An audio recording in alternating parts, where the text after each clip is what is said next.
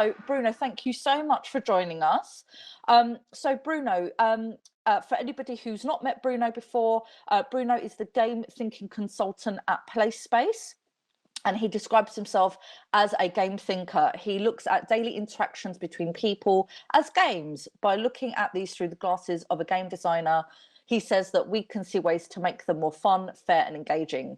Bruno consults organizations on the participatory process that is needed to improve these games with the people that play them. Only by making the needs and motivations of these players tangible can we effectively apply the best ideas from games and reimagine the game of living, learning, and working together. Bruno is a gamification consultant with 10 years of hands-on experience in applied game design, while also researching and teaching gamification at Rotterdam University of Applied Science. So that tells us so much about you and your philosophy as well, Bruno, which is lovely. So Bruno, we now have an opportunity to share your slides. Wonderful. Okay. Well, Bruno, I'll hand over to you now. Thank you so much and look forward to your talk. All right. Thank you very much. So what you're seeing is PlaySpace. This is my own office that I'm sitting in right now. And this is filled up with a huge collection of 500 board games, 1,000 video games, and 1,500 books on everything related to games, play, and motivation. And from these, I harvest a wide variety of ideas that I apply in workshop formats and that I use as a consultant. So, as was already mentioned in the introduction, I call myself a game thinker, which means I look at everything in life as a game. So, distilling ideas, concepts, elements from games, and then seeing how I can apply them in real life is what I'm really excited to do. Now, I'm also a consultant, meaning that I have helped many organizations develop applied games and gamified engagement strategies. And for instance, I helped the Rotterdam City Library to develop a game that initiates a dialogue on moral dilemmas in the spirit of the famous Dutch philosopher Erasmus. And right here, you see an image of me demonstrating it to the King of the Netherlands, in fact. I'm also a lecturer, so I've now gotten into my 10-year anniversary of teaching gamification at the University of Applied Sciences in Rotterdam. And I'm also a visiting lecturer at the Erasmus University in Rotterdam, where the focus is more on urban planning and how games can help in that respect in participatory processes. I like to play as well, so I look at life as a game, and I'm always looking for play opportunities. So I have a lot of fun looking at the most boring situations around me and then trying to imagine how I can use myself as a kind of a toy in that situation and create absurd situations. So apart from being very serious about play, I'm also being playful about play. Now, I want to take you through 3 steps in this presentation. And so the main topic is intrinsic motivation and based on this theory of flow. And the first part of my presentation will be about why we need intrinsic motivation, in my opinion. Then the second part will be about how can we tap into intrinsic motivation, what are the strategies that we can use. And then the third part, which I'm sure many of you are very curious about, is what game elements can we actually use to tap into intrinsic motivation. So the big resignation, the big quit, the YOLO economy, there's many different words for it, but it's this idea that a lot of employees are en masse leaving their companies, either switching to companies that offer them more money, or actually deciding that they want to rather spend more time with their family. And this goes back, of course, a lot to COVID, where people have seen another reality than just slaving away 9 to 5 at a desk job, and have experience how things can be more flexible, how they can be at home, while they can be working for different companies or that they didn't work for before. And I found this quite interesting because if we're talking about employee engagement, the question would then of course be, how do we boost retention? How do we keep our employees, our valuable employees, to stay with us? And I found this Harvard Business Review article that pointed out 5 ways in which we can boost retention. And so the first one would be to elevate your purpose, then to prioritize culture and connection, take care of your employees and their families, and provide opportunities to grow, and last but not least, embrace flexibility. Different ways of doing your work. If I look at gamification now, 2022, this is pretty much still what I see. You see a video on the right, you see this leaderboard, achievement board. This is at Amazon, and this is, I think, where gamification has turned evil, and I think many of you will agree with me. This is where people are not playing a game, the game is playing the players, is playing the employees. If you are not good enough at your job, you run the risk of getting fired, which is, punishment. And if you're doing really well, you get rewards. And those rewards are actually points to play more games. This is not what we want. And I could therefore say that gamification is dead. So, how do we engage employees? I will get back to gamification, how we can reinvent gamification later on. But let's start with the psychology. How do we do it? Okay, let's say we want energized focus, we want super big involvement, and we want the enjoyment of the task. Then we're basically talking about the concept of flow. Required for flow are these following items. So clear goals, clear rules, immediate feedback, focus on a limited field. The challenge should match the skill. Gamers often experience flow because games actually do provide goals, they provide rules, they provide feedback, they provide constraints, and they provide matching challenge. So you could argue that it's a one-to-one translation. Flow needs something, games provide it. Making work into a game, though, does not lead to flow. And that seems paradoxical. So all the elements that games afford can lead to flow, but letting people play a game does not create flow automatically. What does that mean? Well, that's because flow is autotelic. And autotelic is a fancy word for saying that people do things for their own sake, that things are rewarding in itself, and that people get a sense of autonomy from it. I like this quote from Alan Watts. It said, "This is the real secret of life, to be completely engaged with what you are doing in the here and now, and instead of calling it work, realize it is play." So it's this autotelic, intrinsically motivated, playful attitude towards work that can make it feel like a game. But if you're being forced to play a game, that's not the same thing. Games do not make people intrinsically motivated. No, it's the people that are intrinsically motivated that choose to play certain games and then experience flow. So this is something that maybe would be good to stand still for a second here.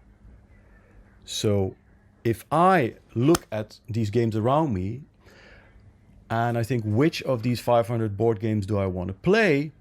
This is a decision that I make, a choice that I make. And I am going to think, what do I feel like playing? What am I motivated to play? And then I'll pick the game that will fit that.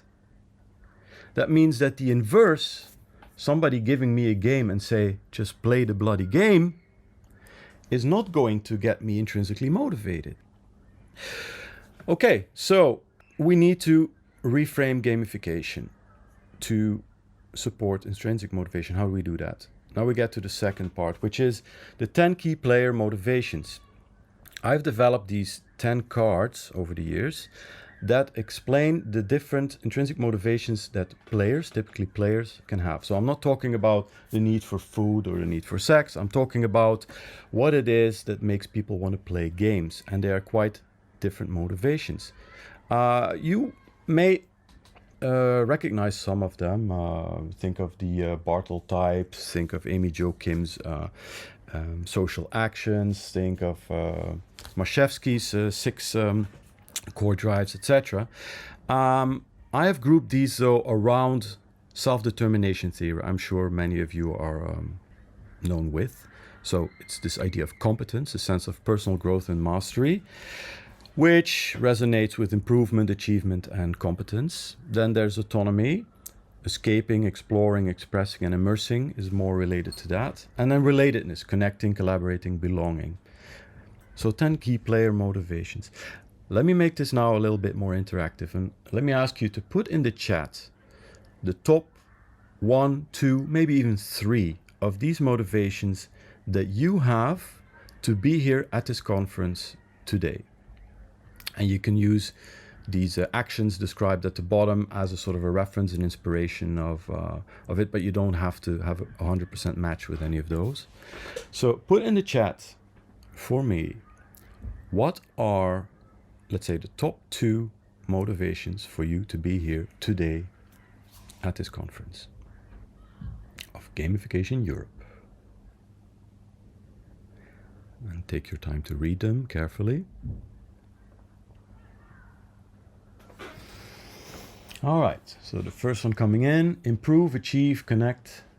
All right, improve, explore, connect. Well, improve and collaborate, express and explore. So there's a lot of exploring today. Well, that's good. That's good for me to know as well, because then I know you're interested to discover new things.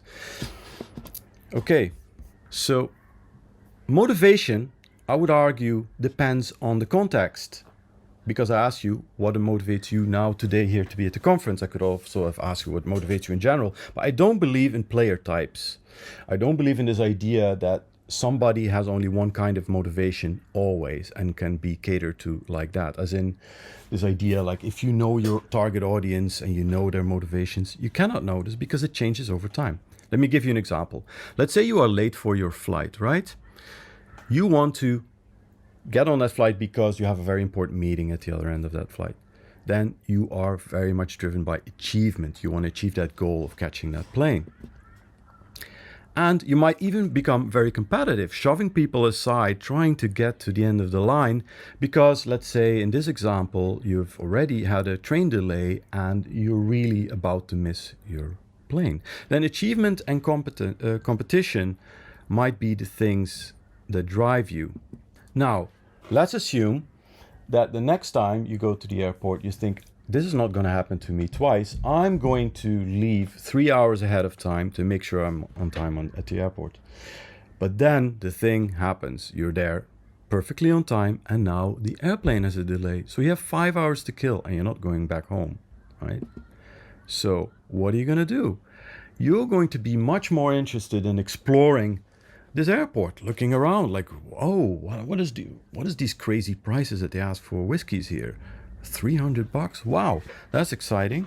You might, on the other hand, maybe be more interested in connecting, like you're sitting there for a couple of hours and suddenly you notice somebody is really nervous about the flight.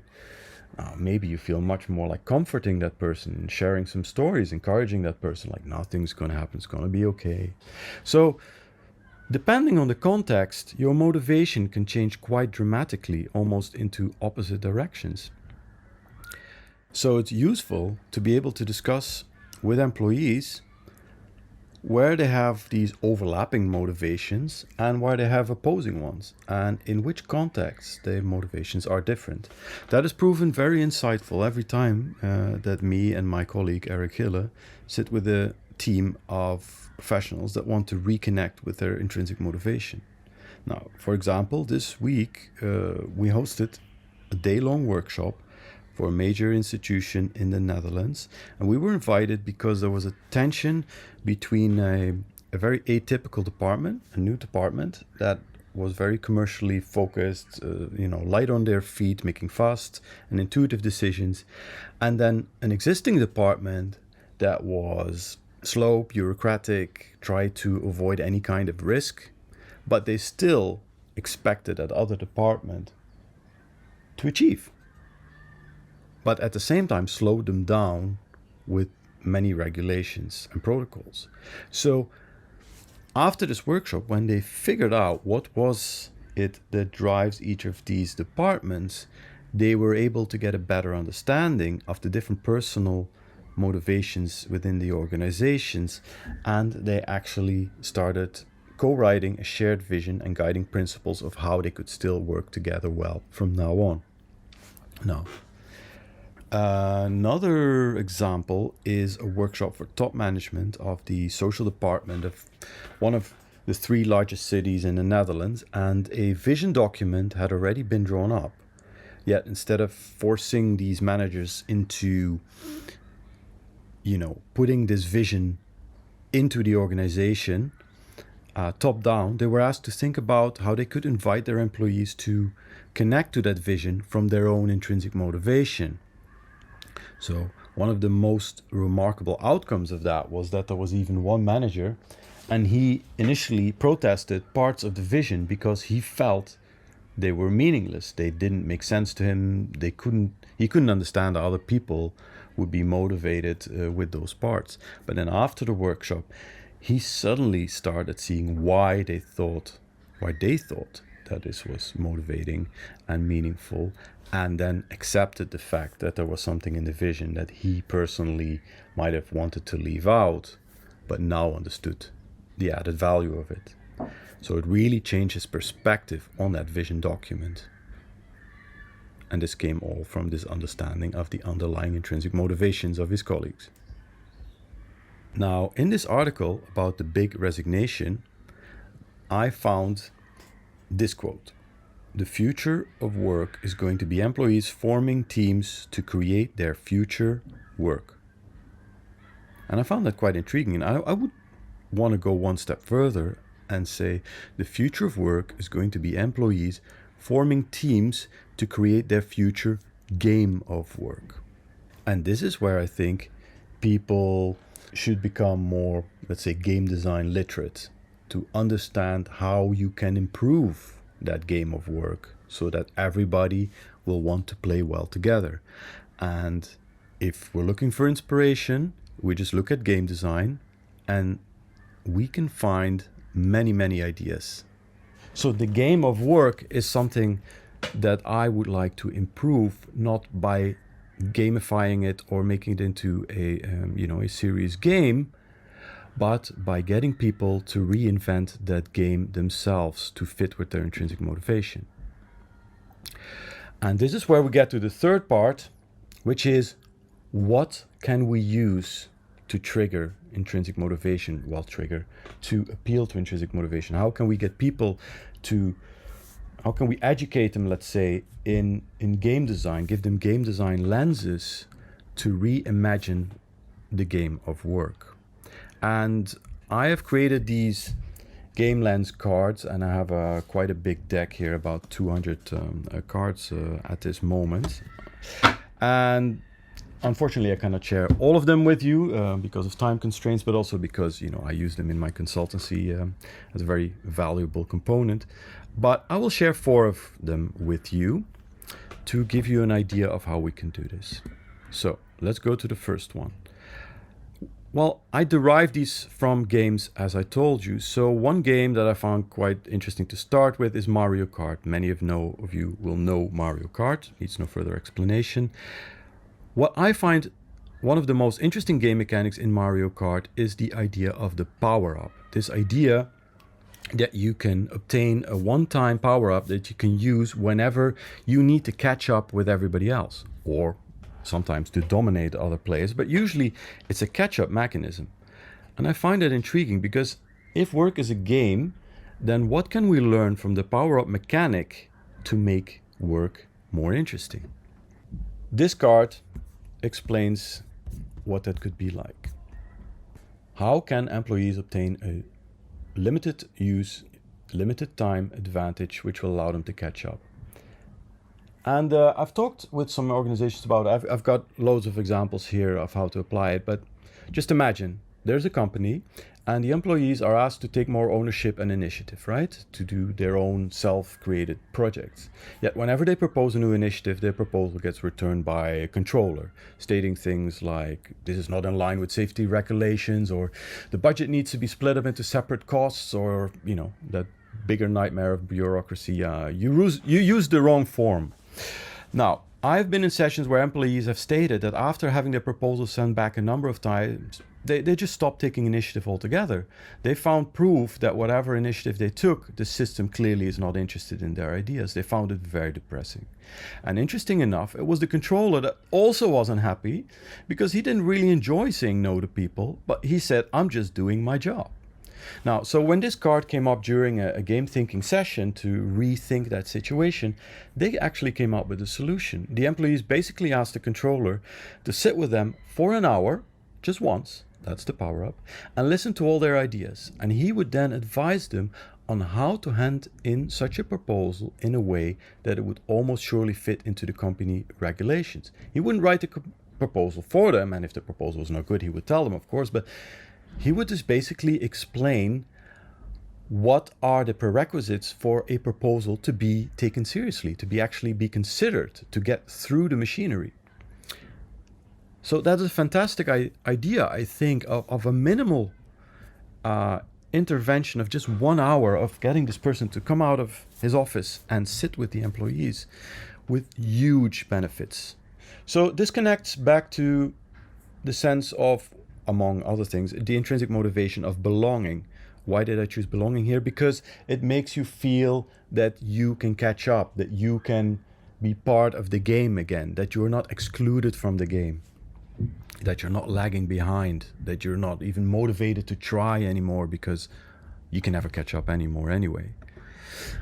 A game that I find fascinating, I don't know if many of you know it, so I might have to explain a little bit. It contains a video which I'm not sure if it will run. This is Octodaddy, and Octodaddy is a game where you pretend, well, you're an octopus, but you have to pretend that you're a human being. And you have a mission. You have to find a wife, you've got to get married, you got to get children, you got to get through all these things that humans do. But people should not know that you're an octopus. Now, the trick is, if you're behaving neatly and getting dressed, as you see here, in a suit, for some reason, people don't know you're an octopus. The problem is, though, that while you're trying your best to do that, you have these suckers in your arms, right? These octopus suckers, and they stick to everything. And the controller is totally wacky. So you're constantly stumbling over chairs, tipping over tables. It's a disaster. That means that you're constantly failing. And you could argue, why is that any fun? A game that is centered around the whole concept of failing. But of course, there's a specific audience that like this. But it is a fantastically funny experience. You're just laughing at your own, lack of control. And there's many more games that use this idea. I mean, Super Meat Boy is one where you're constantly dying. And what can we learn from this? What can we take away from this game? Well, so the question that I ask here is, how can employees explore ways to fail in entertaining ways so they can learn from trial and error while still having fun? And one way that you can use this, for instance, is in onboarding, when you're trying to get new employees to become a team and to learn the ropes of the job. Now, obviously, they're junior, they're, let's say, not yet that much experienced. So what you could do is give them a specific goal without giving any instruction or hints of how this could be done. And this goal should be almost, impossible to achieve.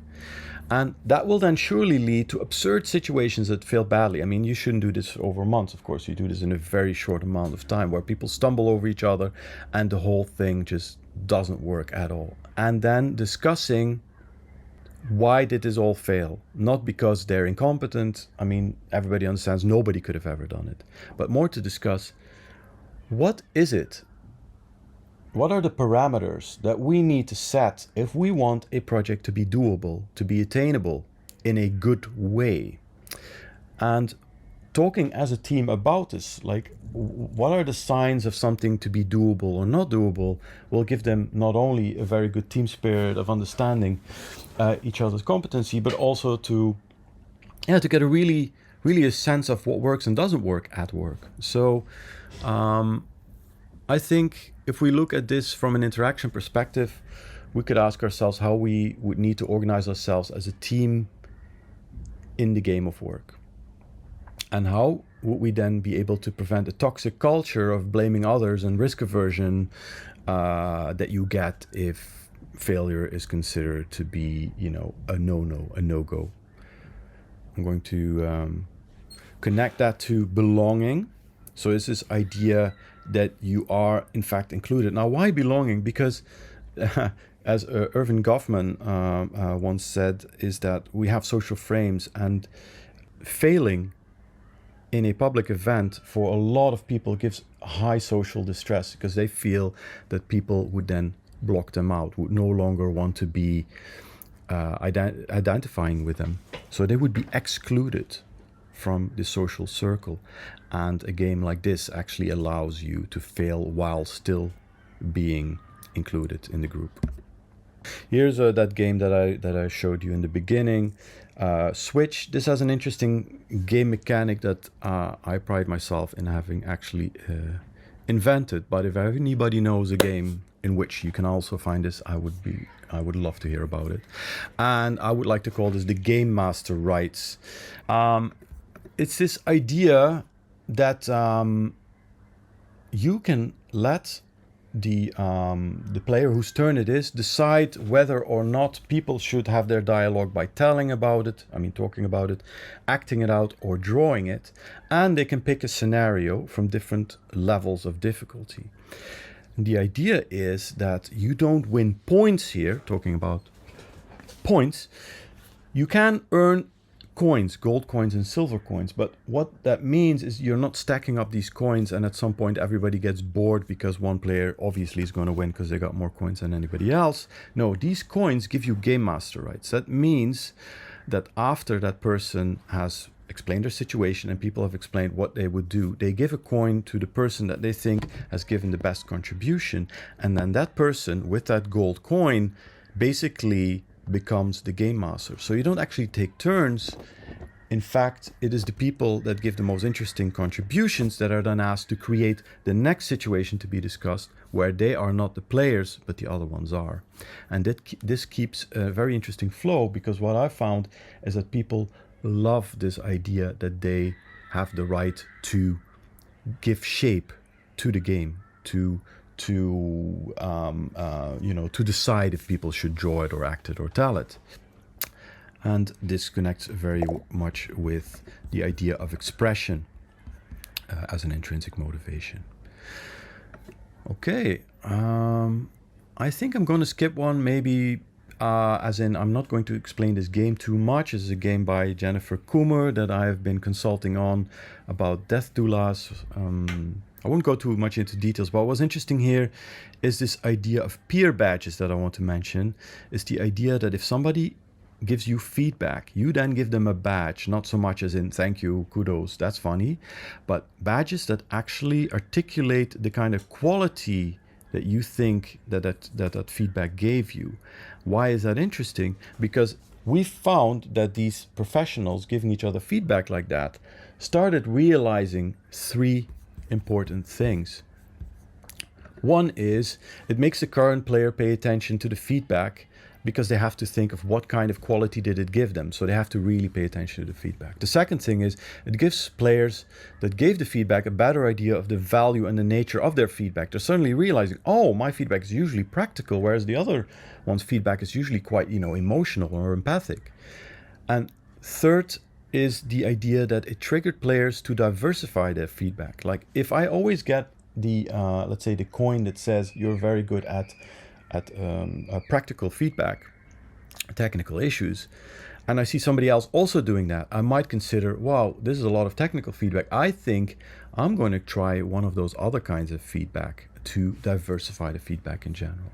So in other words, peer badges, I think, are a way of creating something that seems to be like points or achievements, but is actually helping people to upgrade the quality of their feedback in a group of professionals. All right. So I'm coming to the conclusion now. So the future of work, let me repeat that, I think is going to be employees forming teams to create their future game of work. And I think we can re-energize teams or energize them if they're new teams. We can realign goals and roles, and we can reconnect employees to our intrinsic motivation using the core player drive cards, using ideas from games that improve the social connection, feelings of belonging, and the collaboration.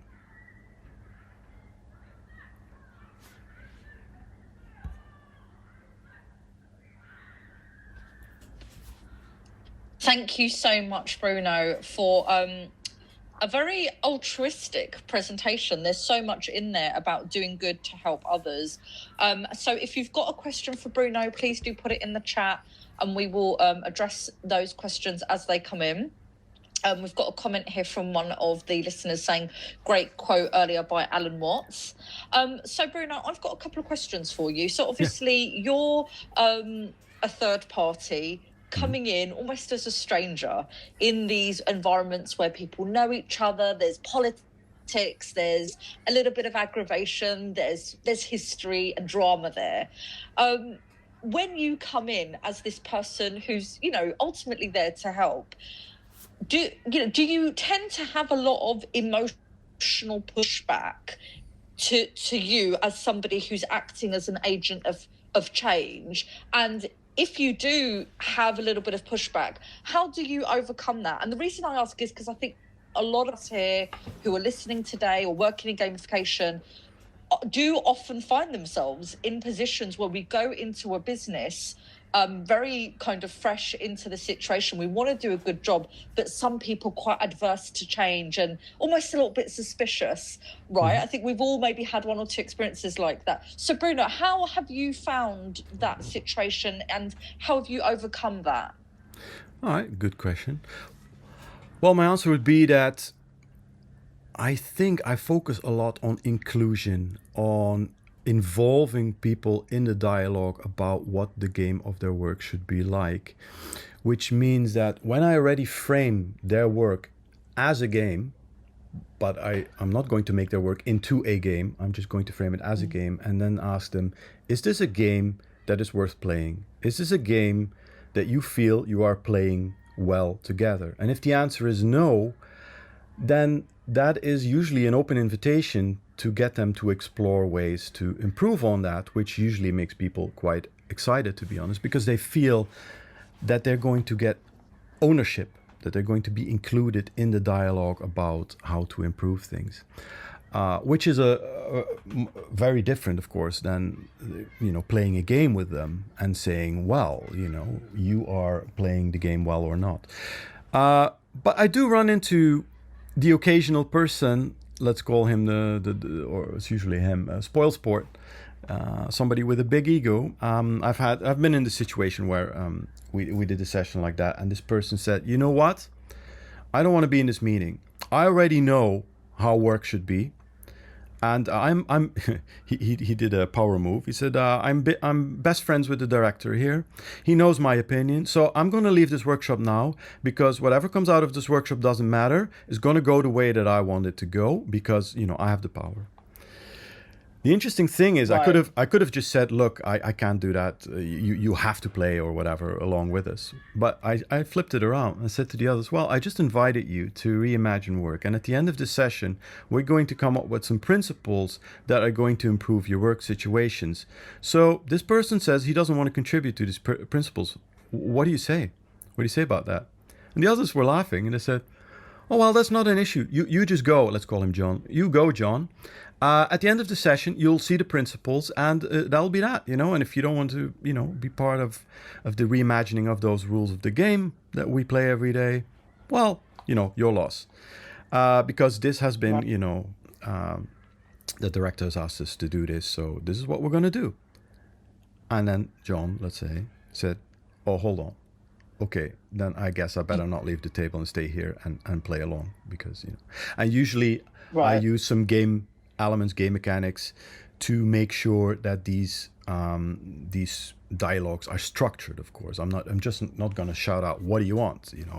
I have a lot of formats that streamline such a conversation so that everybody gets their turn to speak, etc. So, yeah, that's usually how I deal with it. Thank you, Bruno. And And that's a great example. I think probably there's a lot of people listening who have met the Johns, let's call them Johns, Josephines, whatever, of this world. And it's lovely that with your approach, which I think is a great approach to have, is walking in there with a huge amount of empathy and encouraging reflection. So you're there to say, I'm here to facilitate. I'm not here to, shove something onto you. And also that wouldn't get the best kind of reaction and participation anyway. So thank you, Bruno. And we have another question here from somebody who's listening in. Yeah. Can every job an employee does become a flow adapted activity? So basically, can you add a sense of flow to absolutely any job out there potentially? Well, the point I guess I tried to make was to say that flow is autotelic. It is done for its own sake. It's rewarding in itself. So something cannot be made flow adaptive. But there are some things that we can do. And so I guess the main point I was trying to make, among many other points that I could make here, is that if we invite people, if we involve people in reimagining the game of work, if we are open to them sharing their intrinsic motivations, then we can have a dialogue about how they can bring the flow that they already feel when they do what they want to do into work. Like, how can we accommodate the game of work to match with their already existing intrinsic motivations? And then, yes, we can accommodate flow. But like I said, I don't believe in in some sort of mechanic that will make somebody intrinsically motivated. Games do not make you intrinsically motivated, was my point. The point is people choose a game that they are intrinsically motivated to play. And if the game is not fun to play or not motivating to play, we should change the game or, into another game, or just adapt the game, which I'm more interested in. It doesn't have to be 100% innovation, but how can we adapt the game to facilitate this?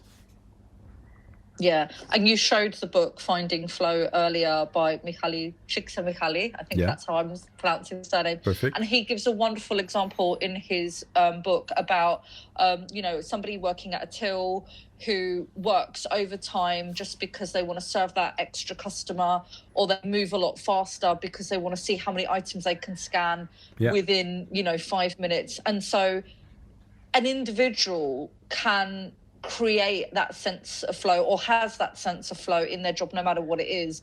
But completely agree that there is no magic pill necessarily that you can have and say, oh, right, now you're intrinsically motivated and you are now in a flow state. But the game mechanics and the facilitation that you've been able to describe here this morning is a lovely way of at least encouraging that and encouraging the reflection of how that happens. We also have a question about your deck being available for sale, or is it part of your consultancy, the card deck that you showed earlier, Bruno? I think lots of us probably want to know that as well. So is it something that people can buy, or do they need to hire you and the cards come with you in your consultation? It's that last thing. If they hire me, this deck comes with it.